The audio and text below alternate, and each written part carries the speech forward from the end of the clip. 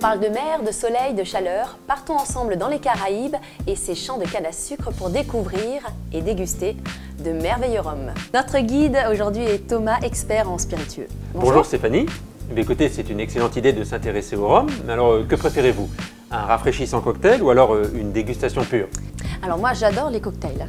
Très bien. Quel rhum me conseillez-vous? Eh bien, écoutez, pour un cocktail, prenons un rhum des Caraïbes britanniques. Alors, ce rhum est un spiritueux connu pour sublimer les saveurs d'un cocktail.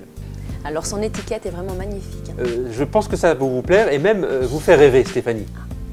Alors, voici un rhum ambré de l'île de la Barbade, The Mount Gay Black Barrel. Alors, pour l'anecdote, c'est la maison Mount Gay, aujourd'hui âgée de plus de 300 ans, qui est à l'origine de la création du rhum. Alors, c'est un rhum vieilli, dans des fûts de chêne, brûlé au charbon de bois, d'où sa couleur ambrée. Santé Stéphanie, comme au nez, vous voyez, on dégage des notes fruitées et épicées de bois fumé. Ah oui, c'est très parfumé, on se croirait à la Barbade. Et voilà, c'est tout à fait ça. Et quel type de cocktail puis-je imaginer avec ce rhum? Bon, écoutez, ces saveurs d'épices et de caramel se marient très bien avec des cocktails frais, par exemple le mojito, ou alors des cocktails plus sophistiqués comme le Manhattan. Mais vous savez qu'on ne boit pas le rhum qu'en cocktail, il existe également des rhums pour la dégustation. Alors je vous conseille un rhum agricole vieilli en fût de chêne et très apprécié des amateurs. Et quelle est la différence donc avec le rhum de la Barbade? Mais écoutez, le rhum agricole est obtenu par la distillation de pur jus de canne frais, à la différence du rhum traditionnel qui, lui, provient de la mélasse. Alors, le rhum agricole est principalement produit dans les dom-toms, comme la Martinique. Son profil aromatique est réputé puissant et complexe. Alors, voici un rhum qui se prête parfaitement à l'art de la dégustation. J'ai nommé le rhum Trois-Rivières Vieux. Ce rhum vient de la Martinique. Il bénéficie de l'appellation d'origine contrôlée qui le classe parmi les alcools nobles liés à une origine géographique.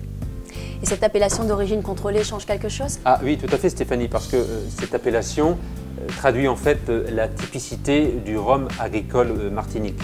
En fait, c'est l'expression du lien intime entre la production, le terroir et puis le savoir-faire de ces hommes perpétués au fil des générations. En fait, cette référence dévoile des arômes intenses et finement boisés grâce à son vieillissement en fût de chêne pendant plus de 3 années. Alors, approchez-vous. Voyez, au nez, il dégage des saveurs exotiques sucrées et de bananes flambées. Alors, en bouche, c'est une alliance de notes épicées et boisées. Et quelle est la meilleure façon de le déguster? Écoutez, pur, dans un verre à dégustation, style old fashion, comme celui-ci.